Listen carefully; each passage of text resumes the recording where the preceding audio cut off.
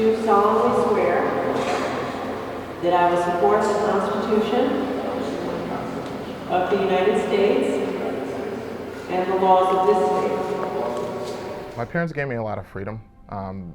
The expectation was that I would do well in school and that I would work hard, but they really gave me a lot of freedom to kind of discover the things that I liked.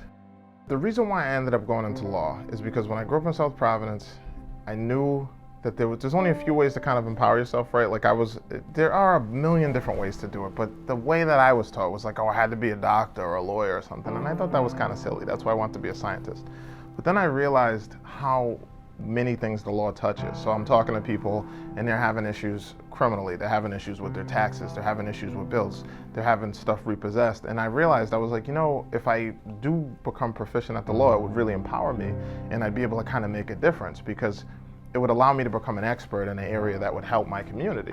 So another thing that ties into doing workers' comp is, you know, we're doing workers' comp for workers in the entire state. So I get to affect, hopefully positively, so many workers and employers throughout the state who are really just feeding and building the economy, right? Like Rhode Island's a small state, we want to grow and I want everyone to be successful, but at a fundamental level, you know, you're dealing with people who are in a system that don't really want to be.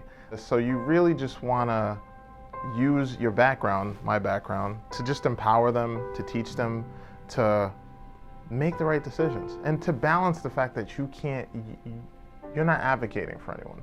So you're helping people by showing them what could be, and you're being fair, but you don't represent them.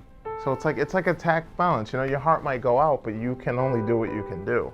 But I think that Roger Williams in South Providence prepared me for that, because Roger Williams had a lot of good professors there, and you know, they just hammered home some points where they're like, yeah, you might want to do that, but you can't. It's not the law. You know, and you're like, oh, well, one day it's not today.